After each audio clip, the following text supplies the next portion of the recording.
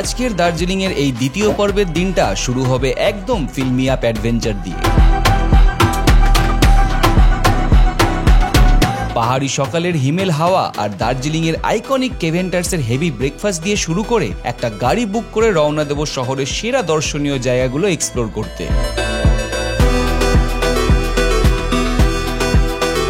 চিড়িয়াখানার লাল পান্ডা থেকে শুরু করে সবুজে মোড়া চা বাগান, পিস পাগোডার শান্তি, রক গার্ডেনের ঝর্ণাধারা সবই একদিনের পকেটস্থ।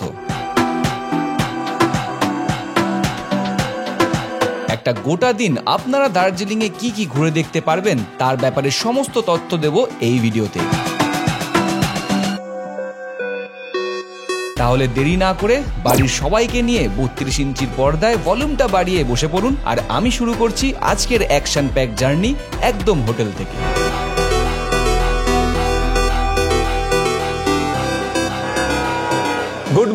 Good morning from the queen of hills Darjeeling.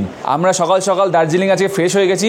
Last episode আপনারা যারা দেখেননি তাদের জন্য আমরা এনজিপি থেকে সোজা চলে এসেছি দার্জিলিংয়ে। বাড়ি থেকে কালকে রওনা দিয়েছিলাম, আর আজকে সকালবেলাটা আমরা শুরু করবো হচ্ছে দার্জিলিংয়ের সমস্ত প্লেসের সাইট সিন। আর বাকি কথা বলার আগে একবার শুধু দার্জিলিংয়ের একটা সুন্দর সিনেমাটিক ভিডিও আপনারা দেখে নিন।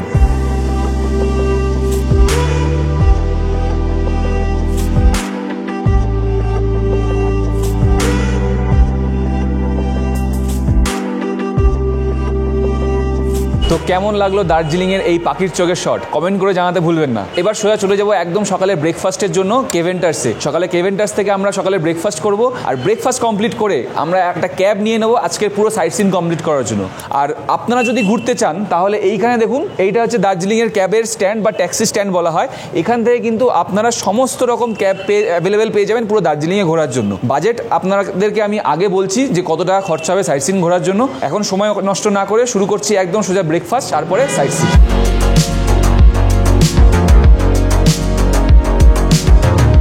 আমরা এখন যাচ্ছি কেভেন্টার্সের পথে। আবার আমরা সেই শর্টকাটটাই নেব যে শর্টকাটের দিকে কালকে গেছিলাম, গ্লেনারিজে। তো দার্জিলিংয়ে মোটামুটি ফেমাস 3টে রেস্টুরেন্ট আছে। তার মধ্যে প্রথমটি হলো গ্লেনারিজ, যেটা কালকে আমরা আপনাদের দেখিয়েছি। আরেকটা হলো কেভেন্টার্স। আরেকটা ফেমাস রেস্টুরেন্ট আছে যেটা হয়তো কম লোকই জানে, সেটা হচ্ছে সাংগ্রিলা।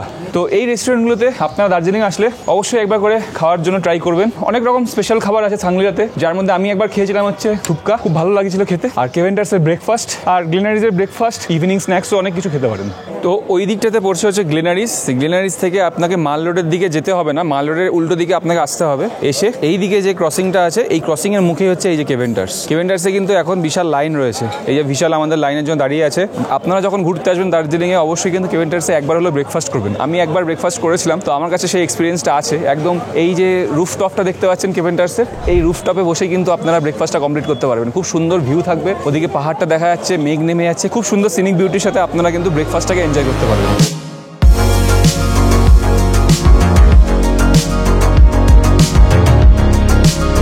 তো আমরা চলে এসেছি কেভেন্টার্সের একদম রুফটপে। রুফটপ ছাড়াও কিন্তু ভিতরে বসেও আপনারা খেতে পারবেন, কিন্তু আপনাদের জন্য আমরা অনেকক্ষণ লাইন দিয়ে রুফটপটাতে আসলাম যাতে আপনাদেরকে সুন্দর একটা ভিউ দেখাতে পারি। দেখুন একদম উপর থেকে কিন্তু পুরো দেখা যাচ্ছে একদম পুরো পাহাড়টা, মানে একটু ফগের জন্য দেখা যাচ্ছে না, বাট যতটা দেখা যাচ্ছে তাতে যথেষ্ট। যখন একদম ক্লিয়ার ভিউ থাকে তখন কিন্তু পুরো পাহাড়ের রেঞ্জটা দেখতে পাবেন, আর এই দিক থেকেও পুরো পাহাড় দেখা যাবে। তো আমরা আজকের ব্রেকফাস্টে চিকেন প্ল্যাটার অর্ডার করেছি, আর চিকেন প্ল্যাটারের সাথে আমরা নিয়েছি হচ্ছে অমলেট আর চা।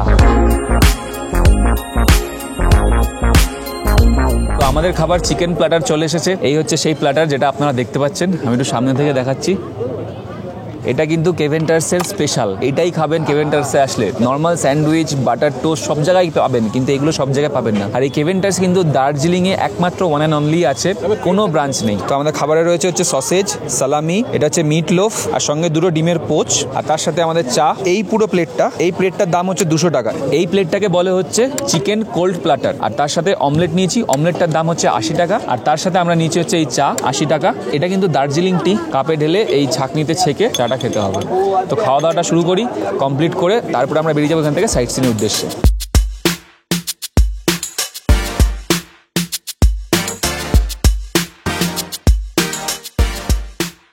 কেভেন্টার্স থেকে খাওয়া দাওয়া সেরে আমরা বাইরে চলে এসেছি, আর নিয়ে নিয়েছি আমি একটা সফটি। এটা কেভেন্টার্সে খাওয়া দাওয়ার পরে একটা ট্রাই করবেন, খেতে খুব সুন্দর। এটার দাম নিয়েছে হচ্ছে 40 টাকা করে। এটা হচ্ছে ভ্যানিলা আর স্ট্রবেরি ফ্লেভার মিক্সড আছে। এটা খাবো, খেতে খেতে আমরা গাড়িতে উঠবো, গাড়িতে করে আমরা চলে যাবো আমাদের সাইট সিনের উদ্দেশ্যে।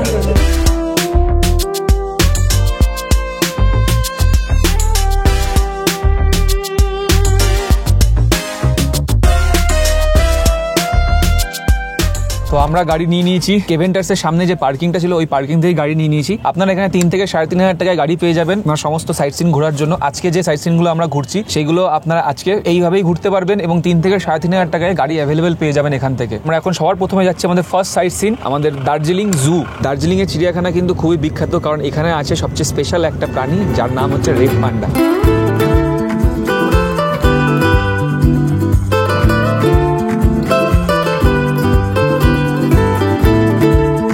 তো আমরা চলে এসেছি দার্জিলিং এর জুতে। মল রোড থেকে 10 থেকে 15 মিনিটের মধ্যে আপনারা হেঁটে পৌঁছে যেতে পারবেন এই দার্জিলিং এর জুতে।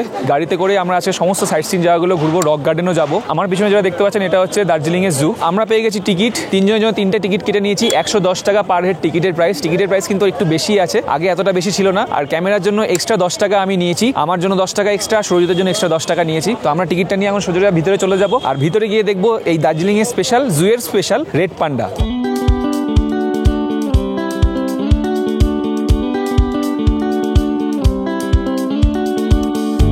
আমরা কিন্তু এন্টার করে গেছি দার্জিলিং এর জুতে। এইটা হচ্ছে মেন জায়গা। এখান থেকে অনেকগুলো রাস্তা ডিভাইড হয়ে যাচ্ছে, এদিকে একটা রাস্তা চলে যাচ্ছে, এদিকে রাস্তা, এদিকে রাস্তা চলে যাচ্ছে। এই হচ্ছে ম্যাপ। যদি ম্যাপটা ভালো করে দেখেন তাহলে দেখা যাচ্ছে যে এখানে ব্ল্যাক বিয়ার, উল, টাইগার এইগুলো এইদিকে রয়েছে, আর এই দিকে রয়েছে হচ্ছে রেড পান্ডা। তো আমরা কিন্তু জুটাতে পুরোটাই এক্সপ্লোর করব, শুধু রেড পান্ডা দেখতে আসিনি আর 110 টাকা দিয়ে, বাট পুরো জুটাকে এক্সপ্লোর করবো সুন্দরভাবে, আপনাদেরকেও দেখাবো। চলুন। রেড পান্ডাটা আমাদেরকে এই দিকে দেখাচ্ছে, এই দিকে রেড পান্ডাটা দেখাচ্ছে, আর ওই দিকে রয়েছে হচ্ছে বাঘ। তো আমরা আগে রেড পান্ডাটা ঘুরে দেখে আসি, চলুন আমার সাথে। এই দিকে যাবো রেড পান্ডার দিকে।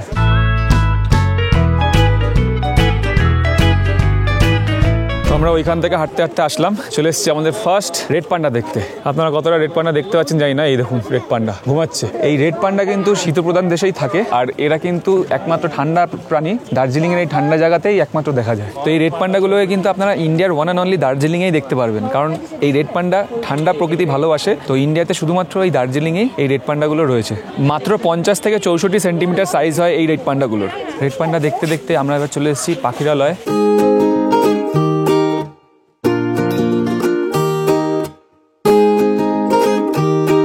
এটা হচ্ছে বেসিক্যালি পাখির জায়গা, বিভিন্ন ধরনের পাখি এখানে রয়েছে। এগুলোর নাম হচ্ছে কালিজ প্রশান্ত। এগুলো হচ্ছে জেনারেলি বুনো মুরগি। তো এই পাখিরালয় কিন্তু অনেক রকমের বিভিন্ন জাতের পাখি রয়েছে, আর অনেক জায়গাতে পাখিরালয় রয়েছে, বাট এটা একটা প্রথম। পাখিরালয় থেকে বেরোলেই এদিকে একটা মাছের অ্যাকোরিয়াম দেখতে পাবেন আপনারা, এখানে বিভিন্ন রকমের মাছ রয়েছে। তো ওইখানে পাখিরালয় ছিল, এটা একটা মাছের অ্যাকোরিয়াম, আর এখানেও কিন্তু পুরোটা পাখিরালয়। বার্ড সেকশন আর রেড পান্ডা দেখার পরে আমরা এবার যাচ্ছি হচ্ছে লেপার্ডের দিকে, মানে বাঘ আরো অনেক কিছু ওই দিকে দেখবো, সেই দিকটা যাচ্ছি। আর এই চিড়িয়াখানাটা কিন্তু আপনাদেরকে ঘুরে দেখতে কম করে 1 থেকে 1.5 ঘন্টা সময় লাগবে। তো ভালোভাবে এক্সপ্লোর করবেন। আমরা যারা কলকাতায় থাকি তাদের কাছে তো একটা আলিপুর জু আছে, ফেমাস কলকাতার আলিপুর জু, বাট দার্জিলিং এর জুটা কিন্তু একটু অন্য স্পেশাল। এখানে সেই ধরনের পশুগুলোকে রাখা হয়েছে যেগুলো জেনারেলি সব জায়গায় দেখা যায় না, যেগুলো স্পেসিফিক্যালি পাহাড় পর্বত রিলেটেড হয়, যেমন মাউন্টেনিয়ান লেপার্ড, যেমন স্নো লেপার্ড। এটা একমাত্র পাহাড়ি অঞ্চলেই দেখতে পাওয়া যায়, পাহাড়ি অঞ্চলেই সংরক্ষণ করা যায়। সেই রকম ভাবেই দার্জিলিং জুটা ফেমাস। তো আমরা কিন্তু ঘুরতে ঘুরতে আবার সেই একই জায়গায় চলে এসেছি, সেই অ্যারোর দিকে। এদিকে রেড পান্ডা দিয়ে গেছিলাম, এবার আমরা যাব হচ্ছে এই দিকে বাঘ ভাল্লুক দেখতে। আর এই জুতে যদি আপনাদেরকে ওয়াশরুম ইউজ করতে হয় তাহলে একদম জুয়ের এন্ট্রি গেট থেকে ডান দিকে রয়েছে ওয়াশরুম, এখানে আপনারা ওয়াশরুম চাইলে ইউজ করতে পারেন। এন্ট্রি গেটে ঢুকেই বাঁ হাতে পেয়ে যাবেন হচ্ছে দোকান, যেখানে আপনারা চাইলে এখানকার ট্রেডিশনাল ড্রেস পরে আপনারা ফটোশ্যুট করতে পারবেন। ট্রেডিশনাল ড্রেস ভাড়া পাওয়া যায়, তো ভাড়া নিয়ে আপনারা এখানে ফটো তুলতে পারবেন।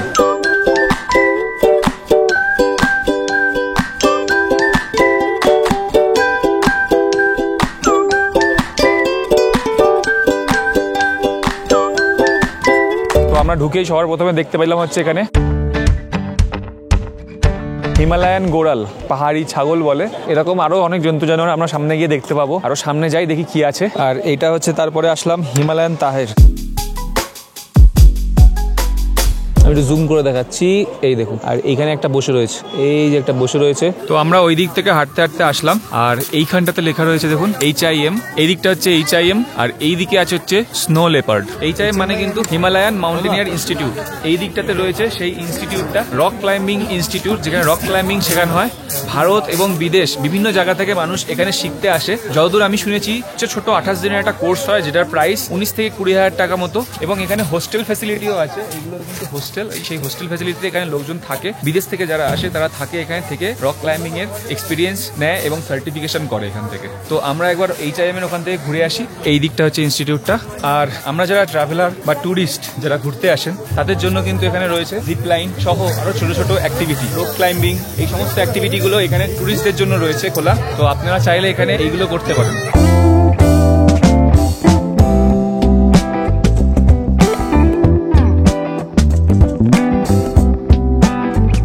ওই জিপ লাইনিং করানো হয় এখান থেকে ওই অবধি।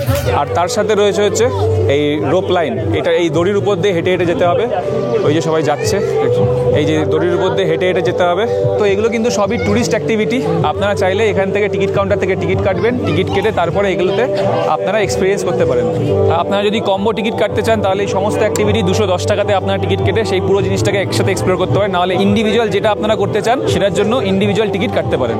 আর আমরা এখন যাচ্ছি হচ্ছে এই রক ক্লাইম্বিং এবং এই মাউন্টেনিয়ারিং এর উপর মিউজিয়াম আছে, সেই মিউজিয়ামটা আমরা একটু এক্সপ্লোর করতে যাচ্ছি। মিউজিয়ামটা এক্সপ্লোর করব, তারপর আবার এখান থেকে আবার আমরা ওই দিকে যাব স্নো লেপার্ড দেখতে। ওই যে দেখতে পাচ্ছেন ওই উপরে মিউজিয়ামটা। আর যদি আপনাদের জল পিপাসা পায়, এই হচ্ছে জলের কল। এখান থেকে আপনারা ঠান্ডা গরম সব সমস্ত অ্যাকোয়াগার্ডের জল আছে, তবে চেষ্টা করবেন পরিষ্কার পরিচ্ছন্নতা বজায় রাখতে, গ্লাসটিকে সযত্নে আবার জায়গার জিনিস জায়গাতে রাখতে। এই যে এটা হচ্ছে মিউজিয়ামের রাস্তা, এই রাস্তাটা চলে যাচ্ছে মিউজিয়ামের দিকে।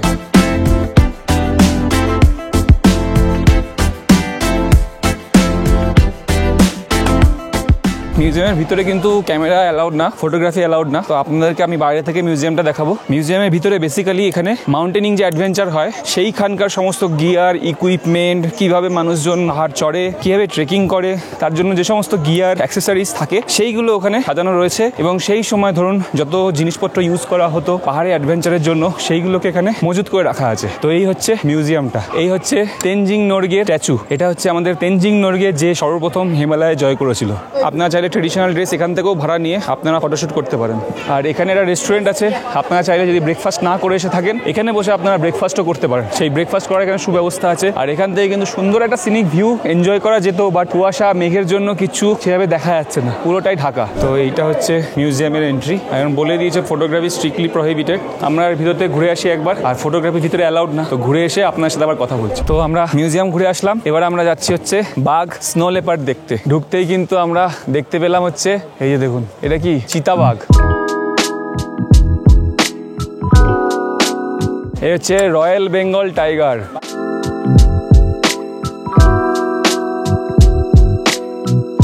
বিশাল বড় ভারতের রয়্যাল বেঙ্গল টাইগার।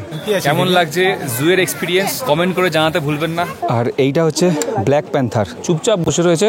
আর এইখানে দেখুন, এই যে দেখা যাচ্ছে এটাকে বলেছে স্নো লেপার্ড। এটা কিন্তু একদম বরফের, একদম সাদা বরফের দেশে থাকে, যে গায়ের পশমের রং কিন্তু একটু সাদাটে সাদাটে, তার মধ্যে কালো ডোরা ডোরা ছোপ। দেখুন কি সুন্দর দেখতে লাগছে। এখানে স্নো লেপার্ড আমি দুটো স্নো লেপার্ড দেখতে পাচ্ছি। আর এইগুলো হচ্ছে নেকড়ে বাঘ, যেগুলোকে আমরা ইংরেজিতে উলফ বলি। স্নো লেপার্ড দেখে, রয়্যাল বেঙ্গল টাইগার দেখে, উলফ দেখে আমরা এখন বেরিয়ে চলে যাচ্ছি চিড়িয়াখানা থেকে। আমরা একদম সেই সেন্টার জায়গাটায় চলে এসেছি, যে জায়গাটা চৌরাস্তা মতো টাইপের। আমরা ক্যাবে উঠবো, ক্যাবে উঠে এবার আমরা চলে যাবো আমাদের পরবর্তী গন্তব্যস্থলে। জায়গাটা ঘুরে দেখতে আপনার 1.5 থেকে 2 ঘন্টার মতো টাইম লাগবে। তো হাতে সময় নিয়ে অবশ্যই আসবেন। আর দার্জিলিংয়ে আসলে কিন্তু এই চিড়িয়াখানা মিস করবেন না, আর রেড পান্ডা অবশ্যই দেখবেন।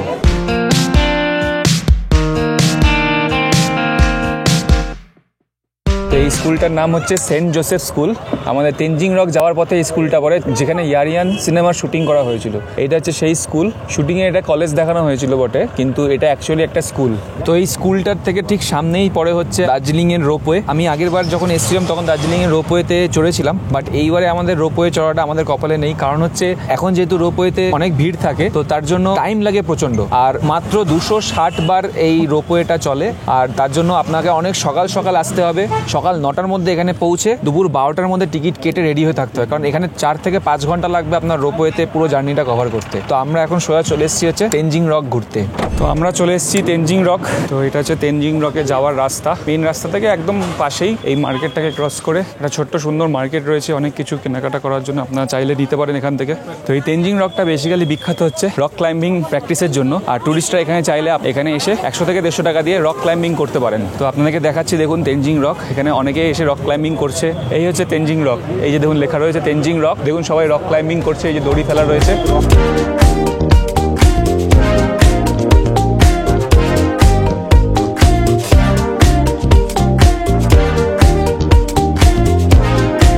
রক ক্লাইম্বিংয়ের জন্য আপনাকে 100 টাকা খরচা করতে হবে। 100 টাকা দিয়ে আপনি একবার উপরে উঠবেন, আর এখান থেকে আবার দড়ি ধরে আপনাকে নিচে নামতে হবে। এগুলোর অভ্যাস থাকে বা করতে যদি ইচ্ছা হয় অবশ্যই করতে পারেন।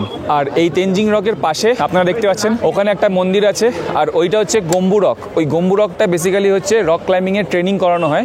HIM ইনস্টিটিউট থেকে রক ক্লাইম্বিংয়ের যে ট্রেনিংগুলো হয় সেইগুলো ওই রকের উপরে হয়। তার জন্য ওখানে কোনো ট্যুরিস্ট অ্যালাউড না, ওটা শুধুমাত্র হচ্ছে ট্রেনিংয়ের জন্য।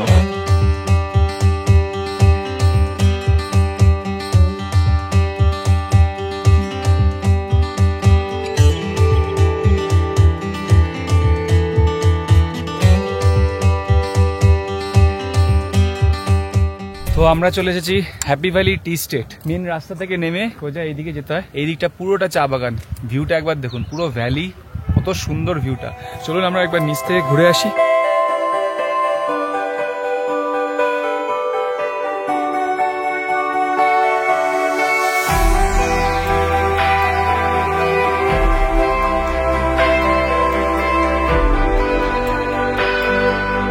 আর এদিকে পাহাড়ের ঢালে নেমে যাচ্ছে রাস্তাটা। সুরজিৎ বিশাল আগে চলে গেছে। এই পুরো জায়গাটা চা বাগান। এদিকে যা দেখছেন চা বাগান।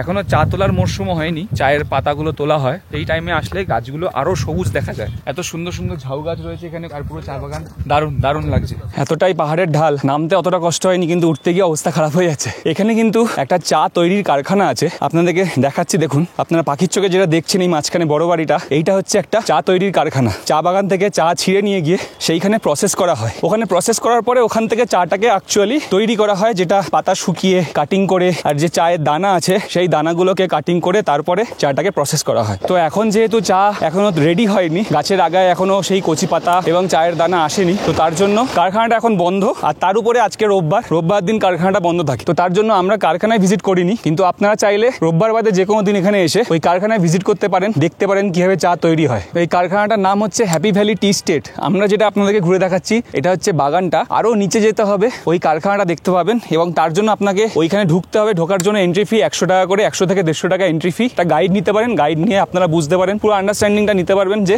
কিভাবে চাটা তৈরি হয়।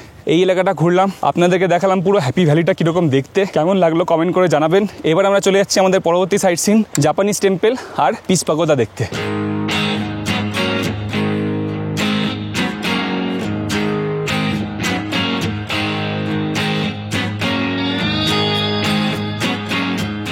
তো আমরা জাস্ট পৌঁছালাম হচ্ছে জাপানিজ টেম্পল আর তার সঙ্গে পিস পাগোডা। এই জায়গাটা হচ্ছে দেখতে পাচ্ছেন, এটা হচ্ছে পার্কিং থেকে জাস্ট সামনে আসলেই এই হচ্ছে জাপানিজ টেম্পল। চলুন আমরা আরো কাছ থেকে আপনাদেরকে দেখাবো এই জাপানিজ টেম্পল, এবং তার সাথে থাকছে হচ্ছে পিস পাগোডা, যেটা হচ্ছে ওইখানে দেখতে পাচ্ছেন। তো চলুন একটুখানি কাছে যাই, আরো ডিটেলসে জানবো এই জায়গাটার সম্পর্কে, আপনাদেরকে অনেক ডিটেলসে আরো কিছু তথ্য দেবো। তো এই হচ্ছে জাপানিজ টেম্পল, যেটা অ্যাকচুয়ালি বুদ্ধা টেম্পল। এটা বুদ্ধা টেম্পল হলো, এটাকে বানানো হয়েছিল জাপানিজ স্টাইলে 1972-তে। আর এটা কিন্তু এটা দোতলা বিল্ডিং এর ভিতরে এটা একটা টেম্পল। দেখতে একদম পুরো জাপানিজ স্টাইলে তৈরি, দেখতে পাচ্ছেন আপনারা পুরোটা।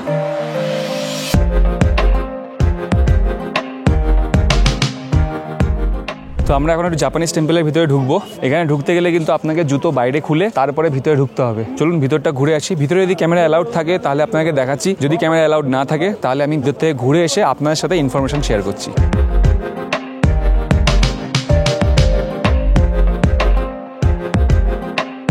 তো ভিতরে ঢুকলে কিন্তু আপনারা দেখতে পাবেন একটা সুন্দর বুদ্ধ মূর্তি রাখা রয়েছে, আর রয়েছে এখানে ফুজি গুরুজির ছবি। তো এই ফুজি গুরুজি কিন্তু মহাত্মা গান্ধীর খুব কাছের মানুষ ছিলেন। হিরোশিমা নাগাসাকির যে পরমাণু বিস্ফোরণ হয়েছিল, সেই পরমাণু বিস্ফোরণের সময় প্রত্যক্ষদর্শিতা ছিলেন কিন্তু এই ফুজি গুরুজি। একটা আননোন ফ্যাক্ট, আমিও জেনেছি, তাই আপনাদের সাথে শেয়ার করলাম। তো আমরা জাস্ট উপর থেকে ঘুরে আসলাম। উপরের পরিবেশটা কিন্তু খুবই একদম নীরব নিস্তব্ধ, আর আমাদের ক্যামেরা রেকর্ড করতে বারণ করার মতো কেউ ছিল না। তো আপনাদেরকে দেখালাম ভিতরে কিন্তু ফুজি গুরুজির ফটো রয়েছে, এবং তার সাথে রয়েছে বুদ্ধ মূর্তি, এবং সেটাকে ওদের রিচুয়ালস অনুযায়ী ওখানে সুন্দরভাবে সাজানো রয়েছে। একটা সুন্দর অ্যাম্বিয়েন্স ক্রিয়েট করেছে, ওখানে অনেকেই এসে একটু ধ্যান করে। তো জায়গাটা খুব সুন্দর, শান্তিময় জায়গা।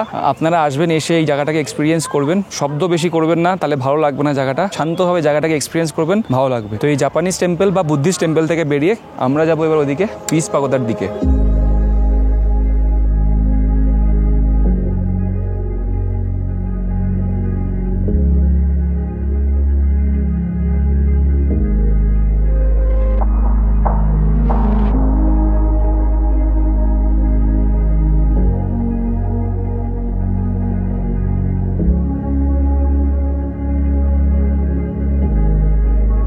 আমরা চলে এসেছি পিস পাগোদাতে। এই হচ্ছে পিস পাগোদা, একদম জাপানিজ টেম্পলের ঠিক উল্টো দিকে। পিস পাগোদা কথার অর্থ হচ্ছে বুদ্ধিস্ট স্তূপা, বুদ্ধিস্টদের শান্তির প্রতীক হিসাবে এটাকে বানানো হয়েছে। এই উপরটাতে বুদ্ধদেবের 4 রকমের অবতারের মূর্তি রয়েছে। এই উপরটাতে আমরা যাচ্ছি, গিয়ে আপনাদেরকে দেখাচ্ছি। আর মাল রোড থেকে 10 মিনিটের ডিস্টেন্সে কিন্তু আপনারা চলে আসতে পারবেন এই পিস পাগোদাতে। তো আমরা সিঁড়ি দিয়ে উপরে উঠছি।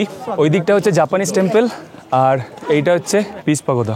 আমরা এর উপরটাতেও যাবো, কিন্তু তার জন্য আপনাদেরকে জুতো খুলতে হবে। এখানে জুতো খুলে আমরা এখান থেকে উপরের দিকে যাব। চলুন। তো এই হচ্ছে গৌতম বুদ্ধের অবতার। তো এইরকম চারদিকে 4টে অবতার রয়েছে, আপনাকে দেখাচ্ছি। ওইটা একটা অবতার দেখালাম, এইটা একটা, এই যে দেখুন, এইটা একটা অবতার গৌতম বুদ্ধের। আর এইদিকে একটা রয়েছে, এইটা আরেকটা অবতার, এটার নাম হচ্ছে বার্থ। আর এইটা হচ্ছে নির্ভানা।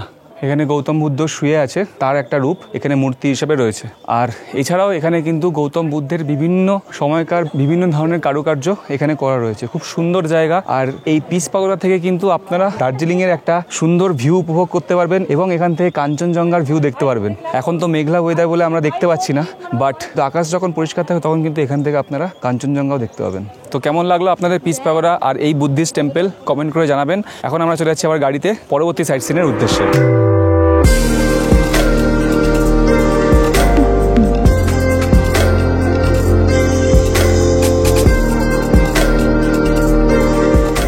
মাল রোড থেকে 10 কিলোমিটার দূরে আমরা চলে এসেছি আমাদের দার্জিলিং এর last sight seen rock garden. আর আপনারা চেষ্টা করবেন যখনই রক গার্ডেনে আসবেন বা দার্জিলিং এ আসলে যদি রক গার্ডেন ঘুরতে আসেন, মনসুন টাইমটাকে অ্যাভয়েড করবেন, কারণ এই যে রাস্তাটা দিয়ে আমরা আসলাম এই রাস্তাটা কিন্তু মনসুনের টাইমে খুব বাজে অবস্থা থাকে। এই রক গার্ডেনের জন্য এন্ট্রি ফি আছে, এই সামনে টিকিট কাউন্টার আছে নিচেই, কত টাকা টিকিট লাগছে আমরা গিয়ে বলছি। এই রক গার্ডেনের মেইন অ্যাট্রাকশন কিন্তু হচ্ছে এই ওয়াটারফলটা। চলুন আরো সামনে যাই, একদম উপরে যাব, ডিটেলসে আরো কথা বলছি। ভাইয়া টিকিট কিতনা বাকি 20 রুপে?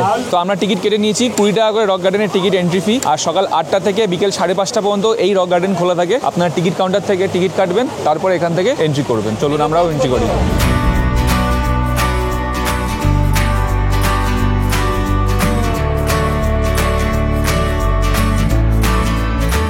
এই পথ দিয়ে হেঁটে হেঁটে যাচ্ছি উপরের দিকে। এই পথ যদি না শেষ হয় তবে ভালো হবে না, পথটা শেষ হতে হবে, কারণ খুবই উঁচু উঁচু খাড়া খাড়া রাস্তা। তো ওইখান থেকে আমরা এন্ট্রি করেছি, ওখান থেকে হাঁটতে হাঁটতে এই দিক দিয়ে আসলাম। আর এই জায়গাটাকে দেখুন কত সুন্দর। তো আমরা ওই দিকেই যাচ্ছি। একদম এই যে ফলসটা, এই ফলসটার নাম কিন্তু হচ্ছে চুন্নু সামার ওয়াটার ফলস। এই যে দেখুন, একদম উপর থেকে নামতে নামতে নামতে নামতে নিচ দিয়ে এই দিক দিয়ে বেরোচ্ছে, এই যে।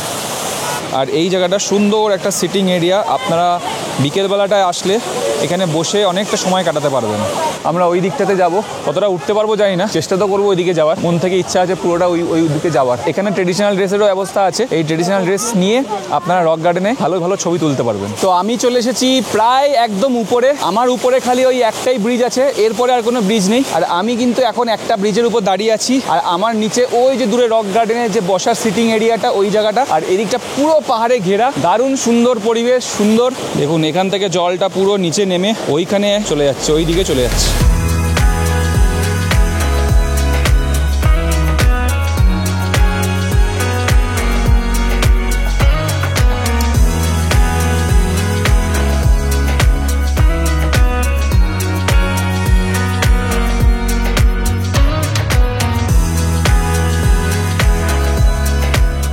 তো চলুন আমরা এবার এখান থেকে বেরিয়ে যাই। এই রক গার্ডেনে আসার পথে কিন্তু আপনারা দেখতে পাবেন প্রচুর সুন্দর সুন্দর চায় বাগান, এবং ওখানে একটা ভিউ পয়েন্টও আছে, সেখানে আপনারা দাঁড়াতে পারেন। বাট আমরা দাঁড়াইনি, কারণ আমরা তখন যেহেতু দেরি হয়ে যাবে তার জন্য আগে রক গার্ডেনটা ঘুরে নিলাম। এবার আমরা যাওয়ার পথে ওই ভিউ পয়েন্টে গিয়ে একটু দাঁড়াবো, চা বাগানটা, সুন্দর চা বাগানটা আপনাদেরকেও দেখাবো, তারপরে ওখান থেকে আমরা আবার পাড়ি দেবো।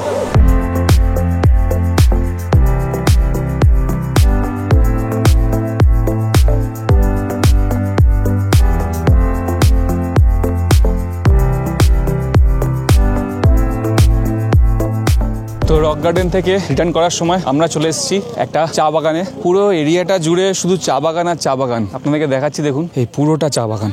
এইদিকে সেকেন্ড চা বাগান দেখাচ্ছি আপনাদেরকে। খুব সুন্দর, রক গার্ডেনে যাওয়ার পথেই পড়ে। আমরা রিটার্নের সময় আসলাম, আশা করছি আপনাদেরও ভালো লাগবে। সুন্দর জায়গা, ফটোশুটের জন্য অত্যন্ত সুন্দর জায়গা। চলুন আমরা একটু চা বাগানটাকে সুন্দরভাবে এক্সপ্লোর করি।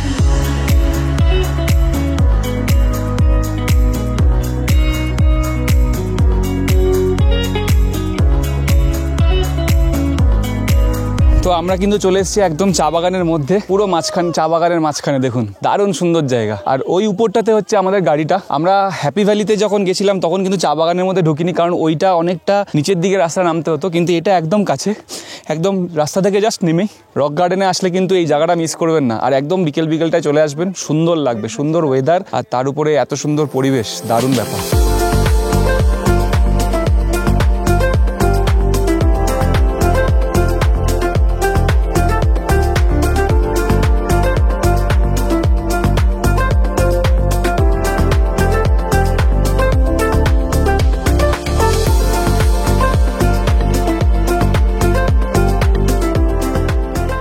তো কেমন লাগলো আপনাদের এই টি গার্ডেন অবশ্যই কমেন্ট করে জানাবেন। আমরা এবার এখান থেকে বেরিয়ে যাব, সন্ধ্যা হয়ে যাচ্ছে, প্রায় অন্ধকার হয়ে এসছে, এখনো কিছুটা লাইট আছে। আমরা অনেক ফটোশুট করলাম, আপনাদেরকে তো অলরেডি দেখালাম, সেগুলো কেমন লাগলো কমেন্ট করে জানাতে কিন্তু ভুলবেন না, বারবার করে বলছি। আর যদি আমার ভিডিও ভালো লাগে, যদি আপনি আমার চ্যানেলে নতুন হন, আর যদি এই ভিডিওটা পুরো দেখেন, তাহলে অবশ্যই লাইক করে যাবেন, কমেন্ট করে বন্ধুদের সাথে শেয়ার করবেন। এই টি গার্ডেনে দাঁড়িয়ে আমি আজকে দার্জিলিং এর সেকেন্ড এপিসোডটাকে শেষ করছি। এবার আমরা এখান থেকে চলে যাব আমরা মাল রোডে, ওখানে কিছু খাওয়া দাওয়া করবো, খাওয়া দাওয়া করে তারপরে আমরা হোটেলে চলে যাব। আর যদি কোথাও আমাকে ইমপ্রুভমেন্ট করতে হয় সেটাও অবশ্যই কমেন্ট করে জানাবেন, তাহলে আমি চেষ্টা করব আগামী ভিডিওগুলোতে সেইভাবেই নিজেকে রেডি করতে। তো চলুন, দেখা হচ্ছে আবার এর পরের এপিসোডে, যেখানে আমরা দার্জিলিংয়ে আরও কিছু প্লেস ঘুরবো, আপনার সাথে সেটা শেয়ার করব। তো ততক্ষণ ভালো থাকবেন, টেক কেয়ার, বাই বাই।